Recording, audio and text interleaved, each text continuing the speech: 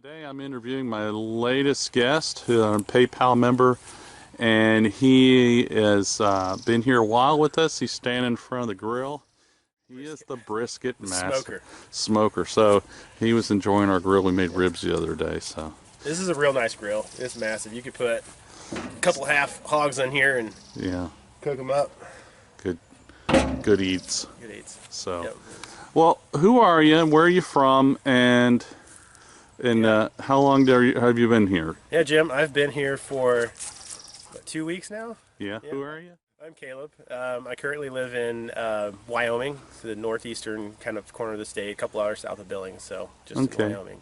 And why? What are you doing here in Chile? Why did you come down? Well, so coming down to Chile to check out the area in general. I've got a wife and a couple of really young kids, and coming down here to see how things work, see if we like it, see if the feel's right, gets the warm fuzzies type thing. Just for many reasons, but you can just see politically and there's many different angles, but I feel like just a simpler, freer way of living, just raising. Okay. And what did you find here as far as that goes? I know you weren't looking at real estate as much as just getting generalities, as opposed to Nathan, who was here while you were here too. Nathan stayed for about a week, and you've been here how long? Maybe 2 weeks, haven't it? 2 weeks. 2 weeks. 2 weeks. And Nathan was really looking at real estate quite heavily. And unfortunately, you had to work while you were here too, online. But what was your view? What were you looking at in Chile specifically, since not buying right away or whatever? Yeah, so just looking in Chile, number one is further context is I do work online, so I do software development. That's kind of the line of work I work in. So being able to come down here, get high-speed internet, work remote. Number one. Number two is just filling out the town, cities, and availability of just various goods. I mean, what's it like and how accessible are things? And then also just general real estate, just a feel on the real estate, kind of what you can get for what pricing, what kind of land do you get, how is, the temperature, the climate, things like that. But and what was your, about the people, go back to that. What was your general feel about the people here? What are your feelings for that?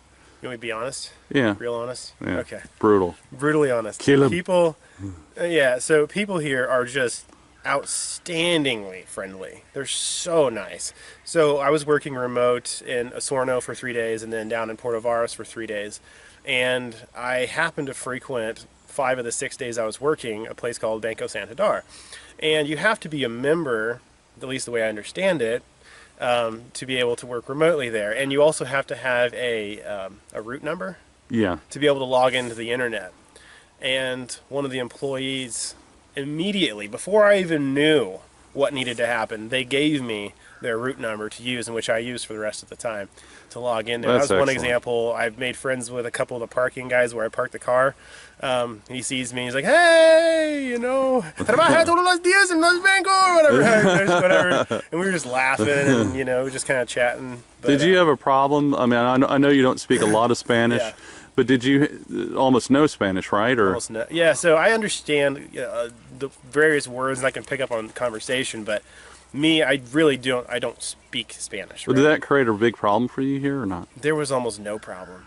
Like really? People, the worst thing that happened was, oh, I'm sorry. Like if somebody was like speaking Spanish to me, I was like, yo hablo muy poco español. And they're like, oh, okay, I'm sorry. That's the worst thing that happened. Like nothing. But you worked it out. Worked it out every time. Okay. People are so willing to just communicate or whatever. I just have the understanding about. You're a gringo. It's cool. Well, okay. So, what were the good?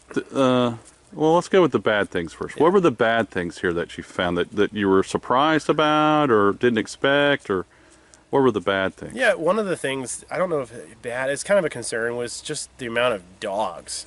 Like, people feed dogs that are just loose and roaming, right? Stop feeding the dogs, you know? But that was the number one thing, where I literally had like 5 or 6 dogs just kind of roaming together. I'm like, ugh, don't carry a pork chop, don't carry your leftover takeout food or whatever. Just like it is a problem in Chile now. Around.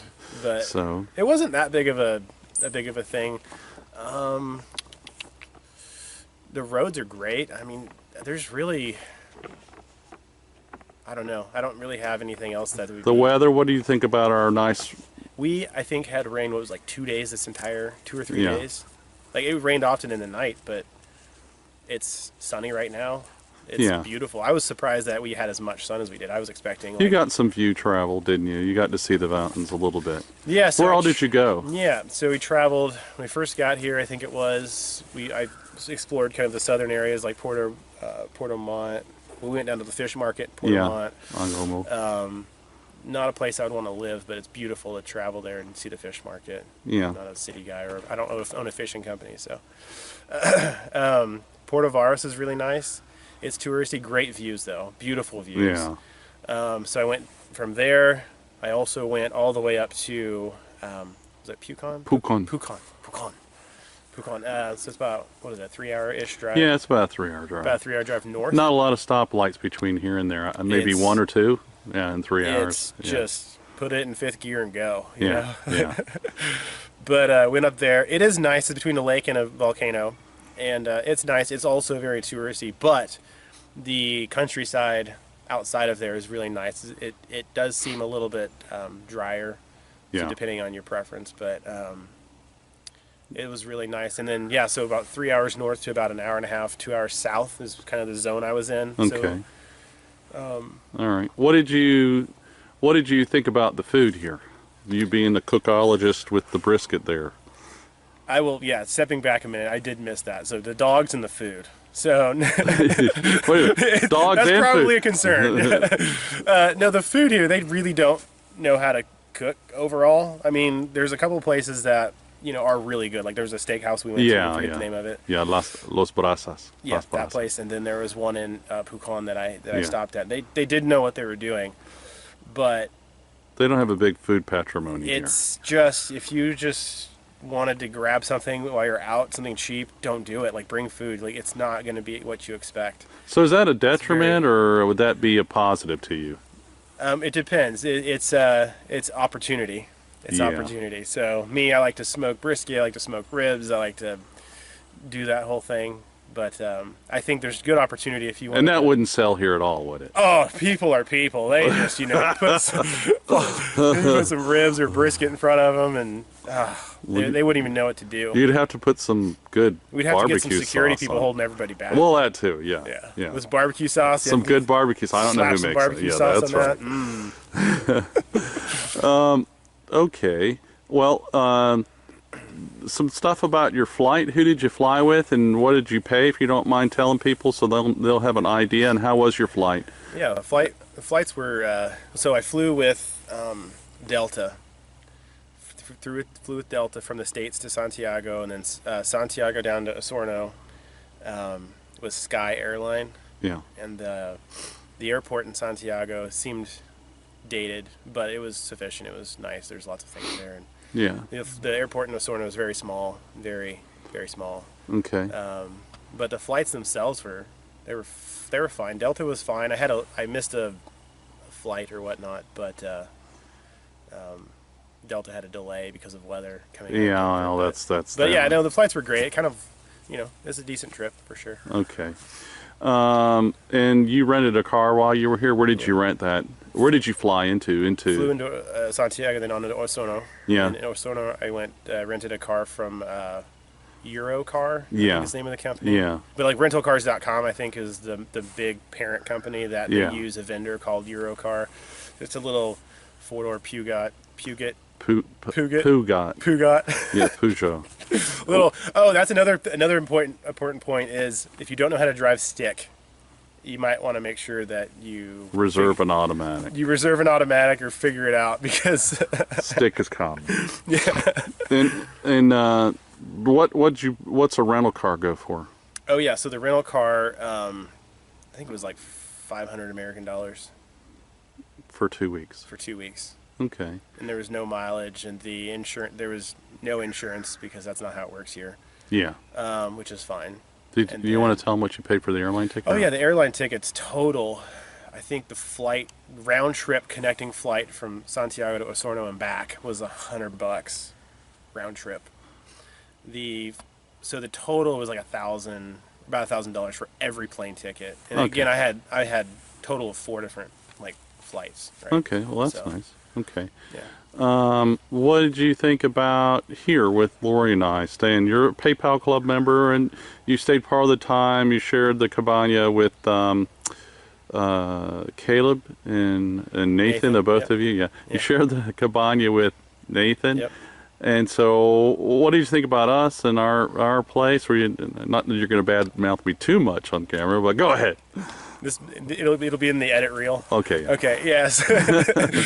No, it was fantastic. I'm so happy to have spent 2 weeks in this cabana. Honestly, it was really nice. Were you comfortable? I mean, Very I know you had to comfortable. make your own fire because we like to give you the homestead experience. And, Absolutely, it's the real deal. It was really nice. They're Lori and Thomas and Jim. They're just great people.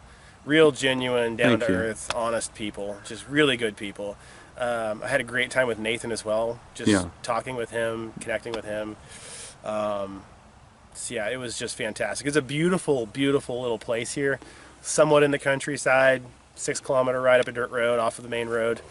It's cute. It's so loud adorable. here. It's just so loud. I've been waving at all the neighbors in the morning, and it's just a great spot. It's so peaceful. It's so peaceful. Yeah. So.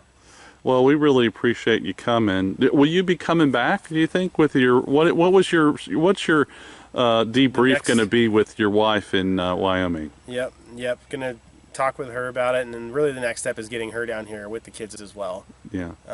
Which is going to be fun if you have had kids in a plane for a long time. Get to drug them.